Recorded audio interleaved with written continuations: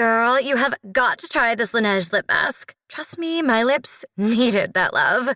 Love these vanilla vibes from Kayali. That top note is just so smooth.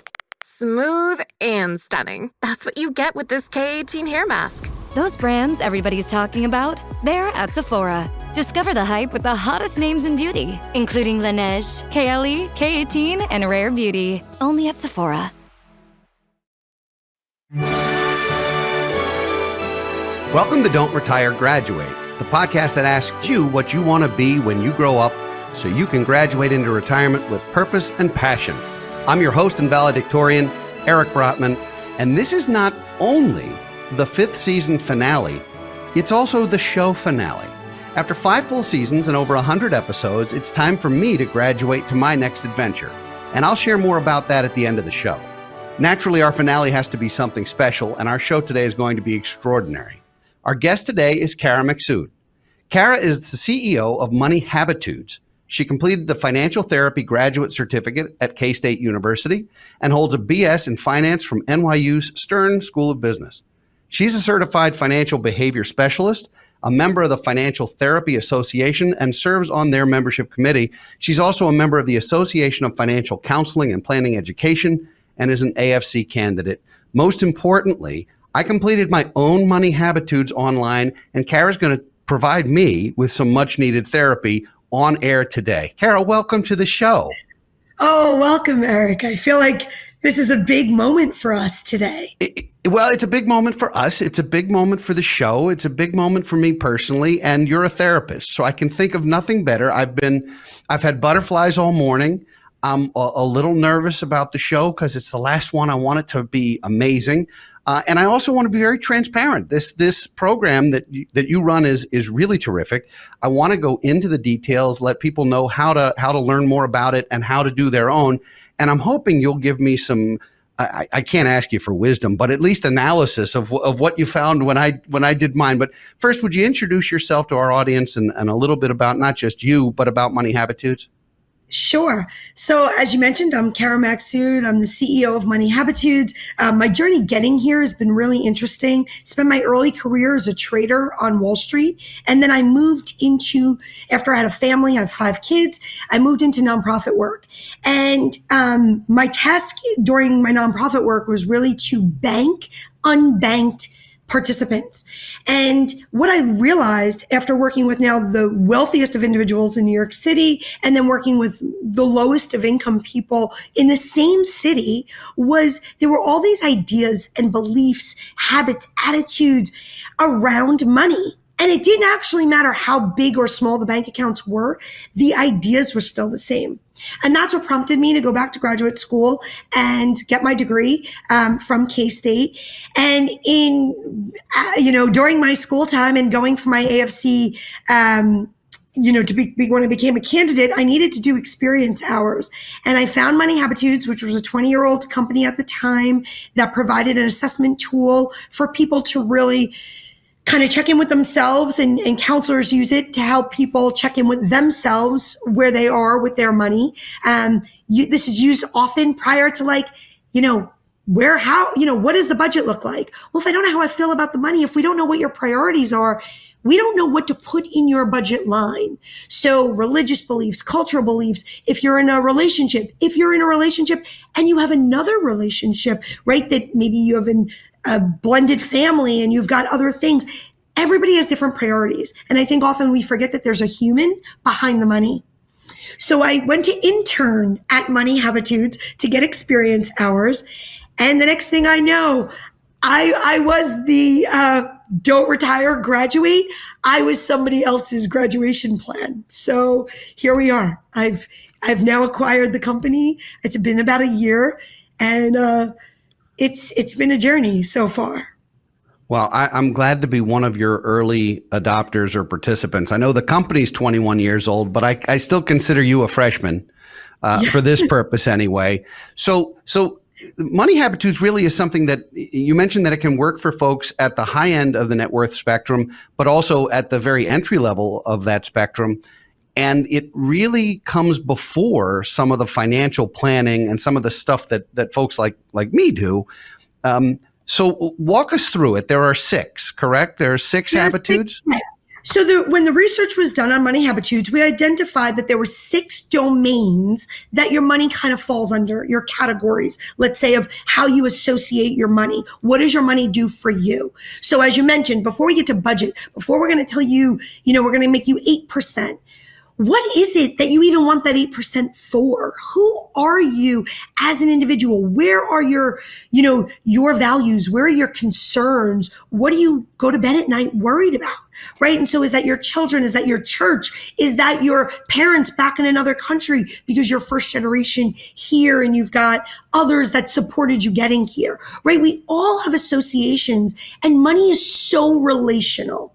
Right. And so the 6 domains cover, right, how our money falls into the categories. The assessment itself is 54 quick statements that fall under these 6. So there's 9 cards in each domain, and there's no right or wrong answer. Although financial professionals do tend to think there's I got 100, as they call it, a test. And we are very adamant about it not being a test. This is about, where are you along these spectrums, and are they working for you? Because just like we know with, let's call it blood work, for just something that everybody can understand, everybody's analysis doesn't work for them the same way. If I have high sodium but this is hereditary, it doesn't bother me, I'm not on any medication that it's going to be concerned with, I should be aware of it, but I don't need to really be concerned.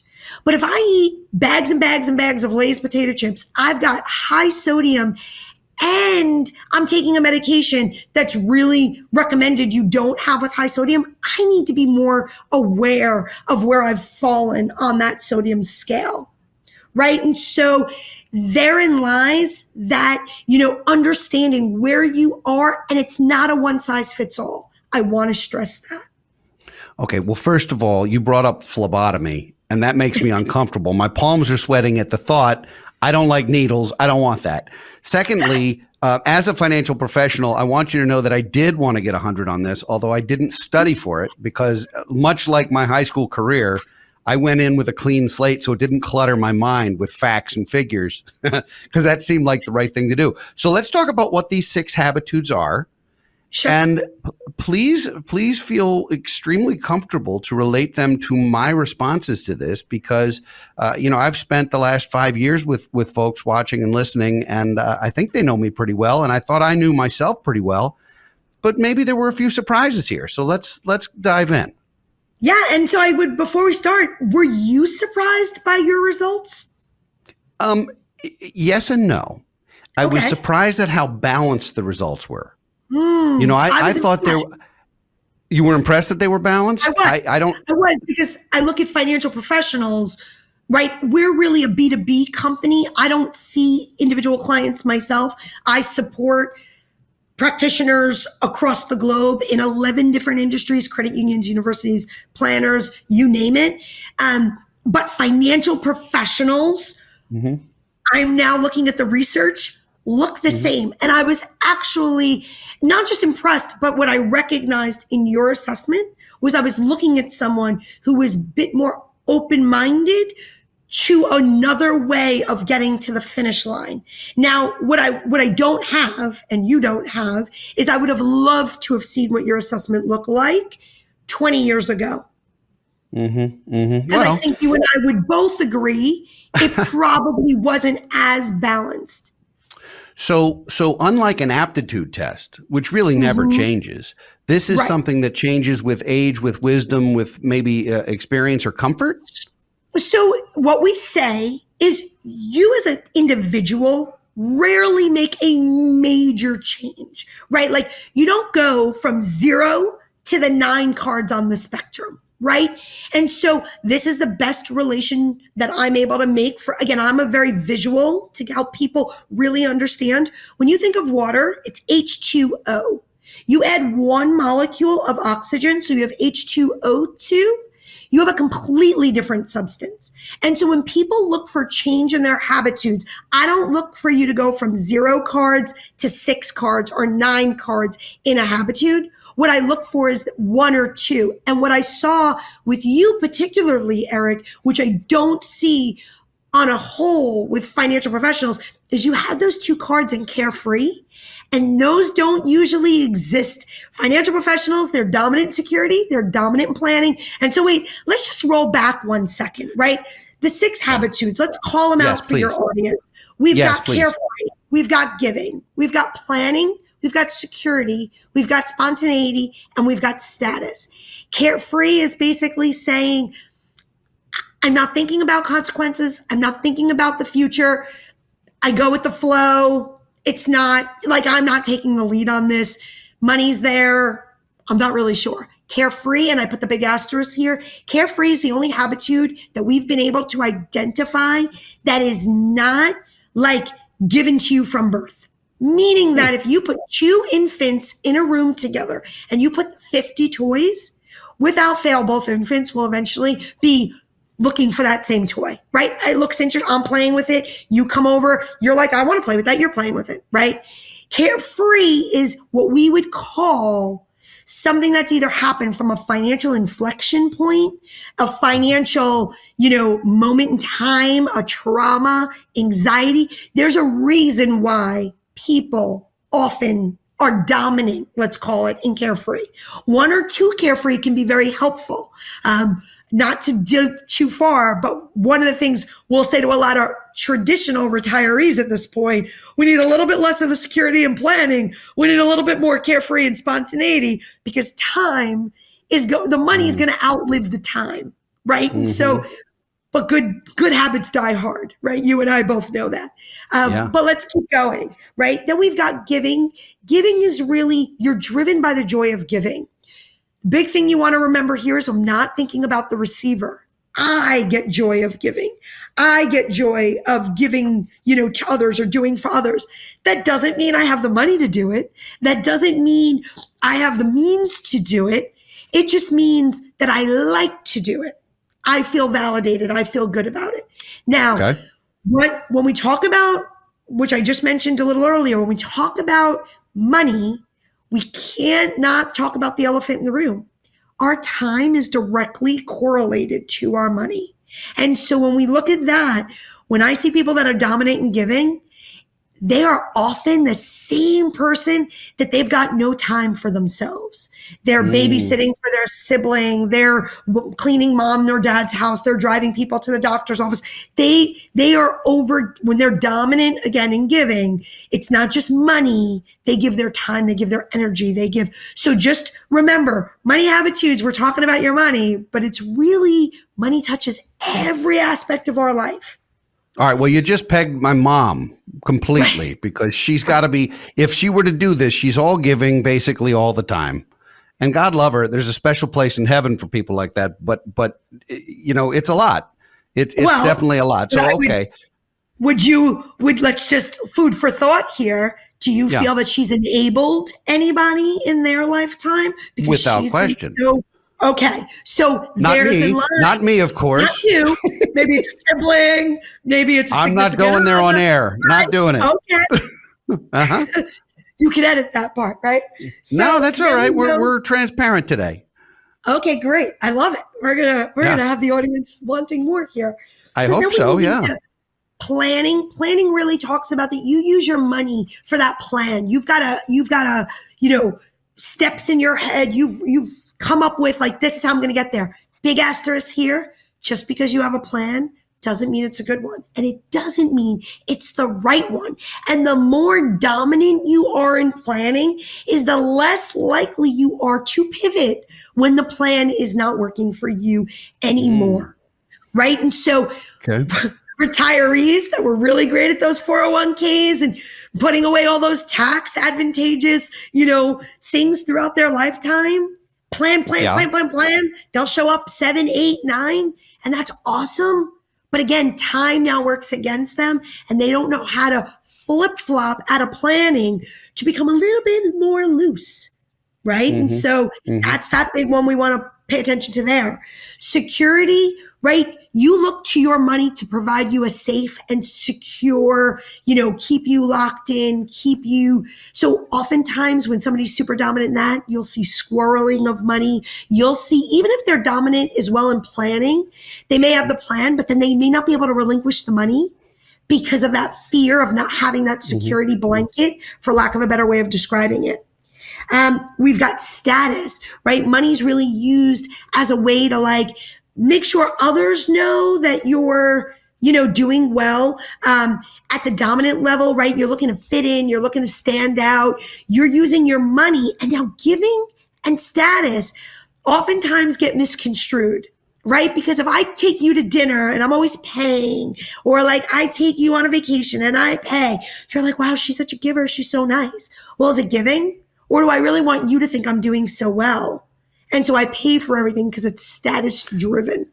So does this mean that, or can we test this? Because I'd like you to pay for a vacation from me, and I'll decide after, and depending on where you send me, I'll let you know whether I thought it was giving or whether I thought it was status. Yeah. I mean, we can absolutely think of people who give and really aren't in the financial position, but they know sitting at that board table right. And that's just a black and white example, but it happens everywhere. I have a great story one day for you and I of a situation that I thought somebody was being so nice to me. And I realized I was just a pawn in their stepping stone to where they needed to be. And I had the access. Okay. And that happens, right? So, and then the last one, spontaneity. Spontaneity is, I'm using my money, I'm going to enjoy the moment. I'm not worried about the consequences. I'm aware of them. Different than carefree, where I'm not thinking about, I don't even know the consequences exist. Spontaneity, spontaneity is I'm engaging. I'm creating the action. Whereas with carefree, I'm more of a go along. So just again, being aware of those two. Spontaneity, right? With a lot of the digital media we have today, and with a lot of social media scroll, click and buy, we are seeing a higher level of spontaneity in this next generation just because of the environment. So I don't want to stop us here for a second, but I just want to make your listeners aware, when you think of money messages and how we've gotten our habits, our behaviors, our attitudes, we need to recognize a few things.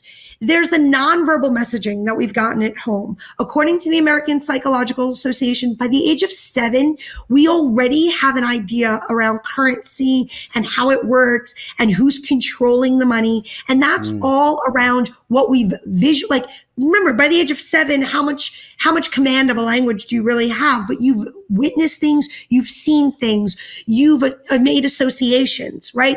It's also cultural, religious. What is your family's experience? What is the community you're living in? Are you part of a church where tithing is, something that's not just because I want to give, but it's part of what you have to do because that's part of your, community. And so understanding all of these different components makes for those money messages, those behaviors, those attitudes. And so, if you've grown up in a blended family, a single parent home, grown up with grandparents, all of these things touch our money because we don't get anywhere without money. And the whole goal to going out to work is money. And people think the money is really what determines the life. What determines the life is how you define that money and what that money is going to do for you, right? It's not your Benjamin and my Benjamin look exactly the same. They don't tell us when they go to our wallet how they want to be spent. We tell it how we're going to spend it. Okay. So 54 questions, you say? 54? 54 questions. 54 questions. And in each domain. And then there are 13 cards get dealt out. This is like a tarot reading. I have a long line over here and a shorter one over there. All 54 get dealt out, right? Oh, they do? Okay. Right, because, so from your report, right, Yeah, please. calling the 13 as the ones that you selected as that's me. So that you put the cards in 3 piles. You go through every single statement. You say, that's not me. That's sometimes me. And we're gonna really talk about that one. And then that's me. So this that's me cards you are selecting. I do that. I know it. I'm aware of it. That's not me. You're saying, not me. I don't do that. The sometimes we don't know until a practitioner works with you. Why? Why are those in the sometimes pile? Who are you with? Where are you? What is your feeling at the time? Is it right? Like people who are eaters at night, right? Are not eaters in the day. So when you would say to them, do you snack? And they're like, not really, but at night, right? So they're not a no, but they're not a yes. They're in that sometimes pile. And so being aware of that is really, really, really important because you need to know where your triggers are because now your assessment is, if you're more embedded with your triggers, right, you're going to lean more on one side than the other. So looking at the report that I have in front of me, which is, and you said, you used the word impressed, which is good. All of my tests should impress everyone, except maybe those blood tests we talked about. My highest score was planning, which is logical based on what I do for a living, but it wasn't overwhelming. And my lowest was status. And then everything else was sort of in the middle and it was a tie. Which was kind of interesting. Planning was the highest. So the balance was good. Now I look at things like planning. I had 4 that's me's, but I had some sometimes in there. Carefree, I had 2 that's me's, but I had 7 not me's. So not me's. It's not that I'm not paying attention. It's that there are times where I don't worry about money. Well, let's dig a little deeper, right? Okay, I'm ready. I'm sitting down. You took the assessment as the individual. Right? You'd come to the practitioner and what I would look at is which particular cards of the carefree pile did you put in your that's me pile? Because you're clearly not carefree with Well, do you have that? I don't know. I do because as the practitioners our platform offers, remember, we're B2B. So our platform offers what's called a practitioner's report for each client that we can look more in depth. So with the cards that you selected as that's me is I think things will work out so I don't worry about money. And I like to keep my options open. I don't want to be tied to a plan. Now, I will ask you, but my initial assumption is this wasn't always, you planned so you could get to a place where you have options, right? Options don't come from people who don't plan. Options don't show up for people with, like, if I saw these cards with somebody who had no planning, no security, right? My concern is like they're waiting for a bailout from someone else, right? They're looking to others. In your situation, remember, this report is not about a right or wrong. It's about the practitioner understanding the client, what the client's coming in to see them about, and then how are these habits and behaviors supporting that outcome we are looking for. So the fact that you're a planner, Eric, but you're, as we're on this last show today, and you've decided to pivot means, right? We're seeing it right here in the live flesh, that you're not so stuck on this is the end all be all. You're able to say, I'm a planner. I've planned for it. And now I see my next option in front of me, and I'd like to take advantage of that. And instead of overworking myself, driving myself bananas, trying to do it all, I'm going to close one chapter and I'm going to open the next, right? And so the part of I think things will work out, I don't worry about money. You're a financial planner. We know that's not what's driving you. But at this stage of your life, I'm assuming, and I could be wrong, and I know you're not supposed to assume, but based on our relationship and what I think I know, right? I'm assuming you've already done the worrying years past, that the worry doesn't have to be now. So you've bought yourself freedom. You used money to buy freedom. Yes. No, that's absolutely true. I think if you were to look at my, 25-year-old self, that would not have been true. I had money fears and worries. I also was more interestingly, probably would have been higher on status at 25 because Of course. it was important for me to feel like, hey, I've arrived. Meanwhile, I hadn't really arrived anywhere. I just didn't know it yet. And today, status being my lowest, that doesn't matter to me anymore. Now it is about freedom. It is about financial independence, which is what we teach on the show, and about retirement readiness. Right. And you showed up in giving, right? And so I'm assuming if I had to go back to your 25-year-old self, I would have saw a pop in status and probably less in giving. One, you most likely wouldn't have felt you had to give to yourself, right? The drive wasn't probably, you may have had one card in giving. Remember, you didn't go from no cards in Carefree to 9 cards in Carefree. Those 2 cards in Carefree is all we needed to give you this lease on life to be able to shift away from think of traditional financial professionals or traditional financial planners practices, what it looks like, right? Oftentimes, what you've chosen to do with your career, which is educate, look at a different business model, go at this in a different direction, that's usually the traditional planner's life. And I'm not knocking anyone, but it's usually build that book of business, get it to the point where you're ready to, transition, sell the book of business, or find someone who's going to pay you that annuity type payment as they take over, and you can ride off into the sunset. And what you've chosen at this stage of life is to actually start a whole new business model. But to do that, you have to be financially secure in your stomach that you could still afford, because you're not willing to give up your lifestyle that you worked so hard for at this point in life. All right, guilty as charged. That's fair. I like my lifestyle. I live a wonderful, not carefree, but pretty flexible and pretty independent life. That's true. Now, giving, it's interesting. I would have expected to continue to be high on giving even then, but it would have been giving of time and talent, not treasury, because I didn't have treasury. So I think the pendulum swings a little bit as you get older. When you're young, you have time to volunteer. You can roll up your sleeves. You can do those, even if it's, whether it's walkathons or it's like guest bartending for some charity. Like, you can do any of those things as you get a little older.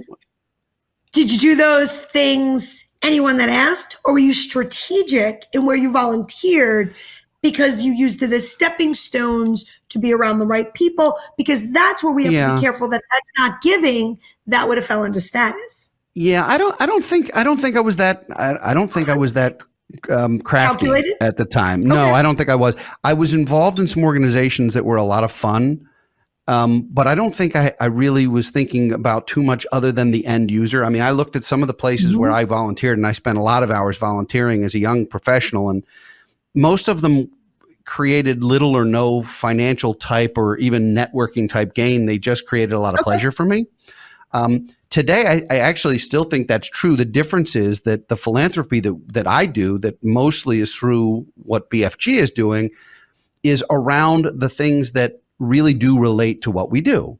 So things like financial literacy, things like the Alzheimer's Association, like junior achievement, like things that really impact and are things that we can touch. Now, we also do scholarships at local universities, and I think there's probably some status around that. Like, let's be frank, it's very, very cool to know that some kids are staying in school because of us. It's especially cool to know that they know that we're the ones who, like, yeah, I get that. It's true. I'm not going to stop doing it because it makes me feel good, but it's not the only reason that happens. So what else can you tell me? Because I want to, there's too much here to go through, but bottom line, Cara, I'm, as a financial advisor, you said I was going to be very concerned with getting a perfect score. And I'm looking at this and thinking it is in fact a perfect score. Do I get 100? Does this work? No, that's not how this works. And it's not how it should work, right? Because 100, Eric, is knowing that you're right. And that would basically be saying, and think about that, we'd be saying to the people that need our help that they're not hundreds and they're wrong, right?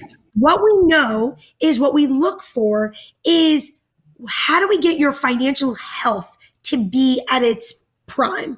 And different humans need different things. Some people choose to live in metropolitan cities. Some people choose to live in a Winnebago in the mountains of Wisconsin, right? And so it's, what is it that you need for you to feel secure, safe, like you're living a contented life, fulfilling life? And so that's your perfect score. And so I would ask you, and again, we're meeting at this stage, but what were the things in your life that you had set out for as goals, or what was the outcome that you were looking for, let's say when you first entered finance as a profession? I can tell you, I could tell you to the decimal point, but I won't go quite that deep. But I will say in my 20s, my goal was to reach a certain income level by 30. It was not about how much I kept. It really didn't even have anything to do with how much I spent. It had everything to do with, can I get my income to a certain level, because I thought that would be all the money in the world that I'd ever need. I don't know how often you hear that, but that seemed like a number that was, and I'm pleased to say I did hit it at 30, which was very, very cool. Right. It's amazing. It's amazing when you build that plan for yourself, you can hit it. So then in my 30s, the goal was less about myself and income and more about the organization, because I had started a company at that point. And so the goal was, at the time, the goal was to build our organization to $100 million organization. Right. And that was, and that's a rule of thumb for financial advisors that sort of feels like, hey, I've arrived, it's 9 figures, we're managing $100 million. And we, in fact, did hit that in my 40th year. I think it was after my birthday, but it was really right on. And so when I looked at it again, and you can also tell a lot about somebody by the way they spend their birthdays. Like I remember my milestone birthdays also, and that sort of played a role, because I look at these as new chapters. But my goal for 50 was really to reinvent myself. It wasn't numbers. It wasn't math. It was, I did something, an exercise that I called This is 50. And it was, these are the things, and it was about health in lots of different ways. And some of it was financial, but most of it wasn't. And it was really around thinking about what I wanted to do with my back 9. Because let's face it, like my daughter's friends say, Mr. Brotman, you're not old, you're middle-aged, and that feels good. But you get to this certain point where I think it's less about money and more about legacy and more about how you're changing the world and the industry and how you're supporting your family and how you're making life great. And so I had a This is 50 plan, and I will confess that my 50th birthday coincided with COVID. And so I punted and became a This is 51 plan, because all the plans were out the window during the pandemic. So This is 51 is a real thing for me. And as we're having this conversation today, I'm not yet 52. And so I'm still very much working that plan. And it's a different kind of goal than I ever had before. It wasn't quantifiable. It's much more qualitative. Well, and that shows, right, in your assessment. But I want to just go back to one thing you had said, right? And so fortunately for you, you saw the long game, right? You set clear, defined goals, right? You had these moments, and whether you pivoted away from them or whatnot, there was what I would call it like pillars right out in the ocean, that at least as you were swimming, you weren't swimming aimlessly. And I think you and I would both agree, oftentimes people will get the financial plan or save, even if they're saving at a very small name, right? But a small amount, but there's no like tangible thought process around, what am I going to do when I get there? Or what is this even for?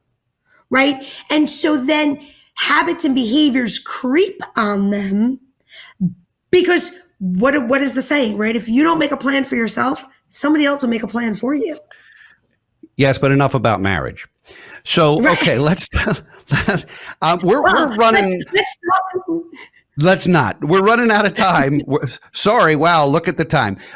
We're running out of time for our show. I would like, before we get to the final few questions, just one thing that you can tell me about my Money Habitudes profile that you said what jumped off was the balance, but was there anything else that jumped off that you would, as my now therapist, would say that I should think about? Seriously, something, it could be good or bad or sideways, but.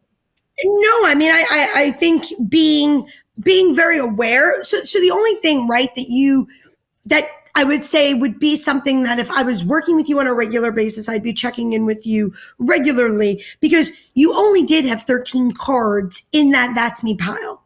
Anything lower than 10, we start to say, hey, this person could be really rigid. Like they've got the few things that are That's Me, and everything else is kind of, in these other territories.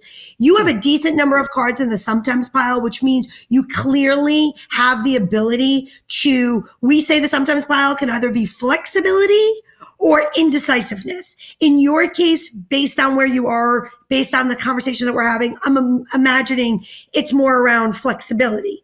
But I would be aware of the fact that big That's Not Me pile, right? If you're defining all of those things as not you, really taking a hard look at them and saying, is that helping or hurting me as I'm continuing to grow? Because that's where we see our financial biases, right? If your dominance is in carefree, meaning your not me pile is really dominant and carefree, even though you do have those two carefree cards, if a client comes to you and they've just inherited wealth and they've always been carefree because somebody else is always like, are you going to beeline for security and planning because that's what you're comfortable with? That's what you know. And that's going to scare them because they're so far on the other side of the spectrum, right? And so just being more open-minded to the fact that the people that are probably coming to seek your help, they don't look anything like you.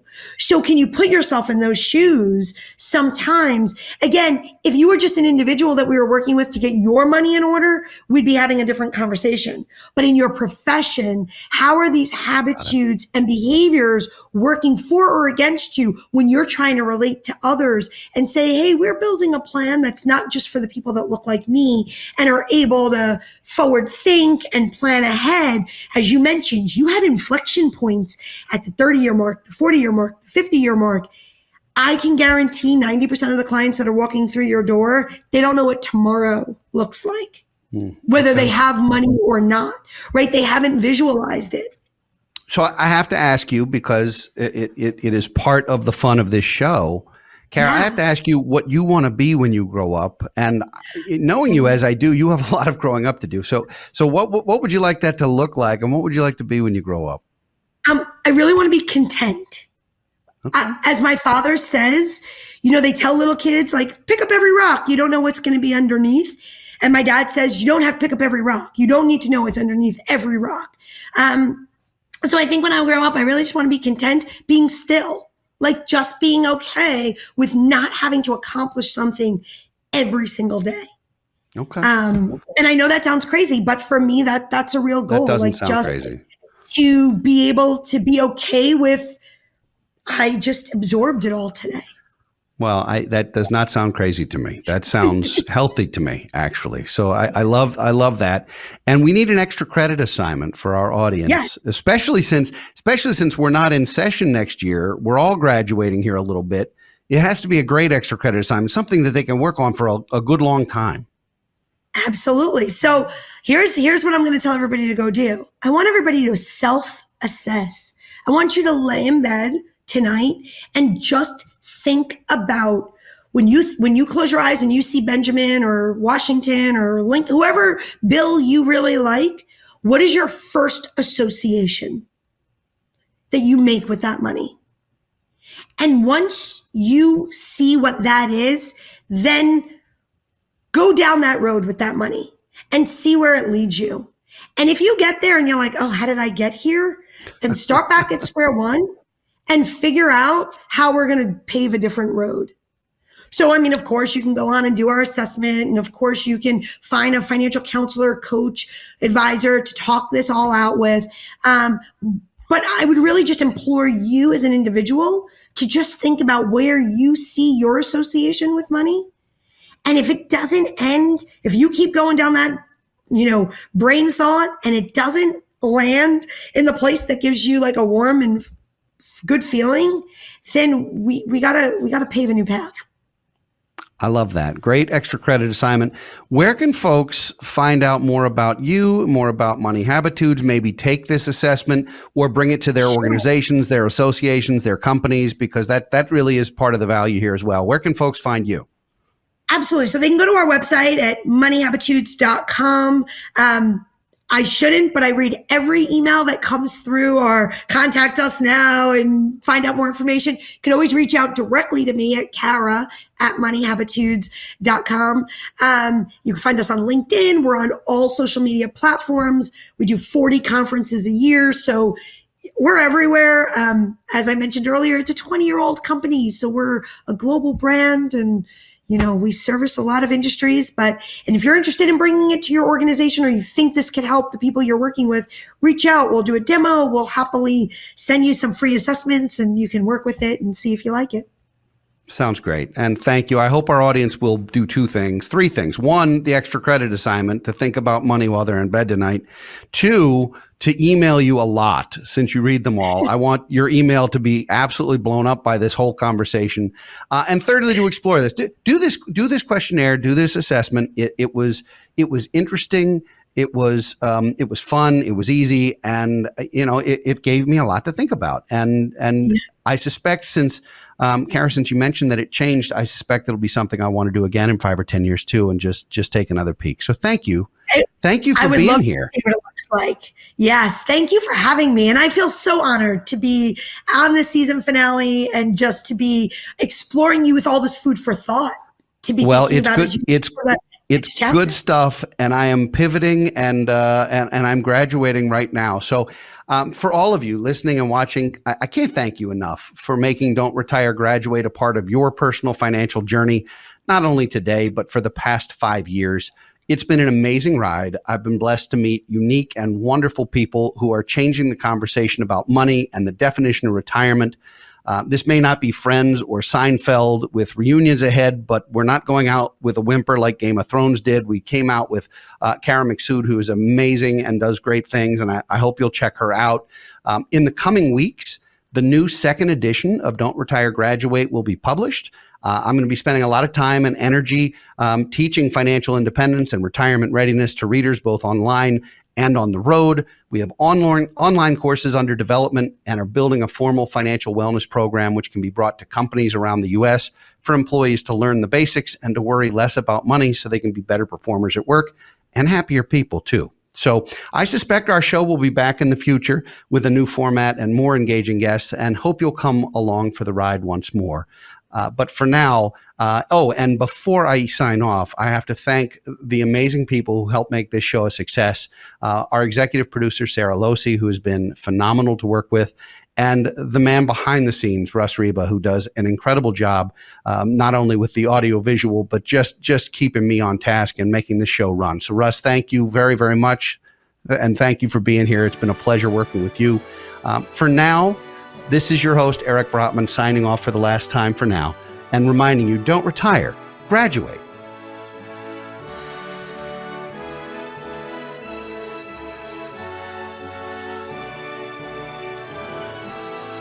Securities offered through Kestra Investment Services, LLC, Kestra IS, member FINRA SIPC. Investment advisory services offered through Kestra Advisory Services, LLC, Kestra AS, an affiliate of Kestra IS. Kestra IS or Kestra AS are not affiliated with Brotman Financial or any other entity discussed. Hello, this is Gary Chahot welcoming you to check out the French History Podcast. Our main show covers the history of France from the first humans until present. If you liked Mike Duncan's The History of Rome and wanted a similar program covering the land of beauty, culture, and love, we are exactly that. We also host world-renowned scholars who have delivered guest episodes on their specialties, including 18th century pirates, revolutionary booksellers in 20th century Paris, the special friendship between the Marquis de Lafayette and Thomas Jefferson, and numerous others. Learn what you love and listen to the French History Podcast today.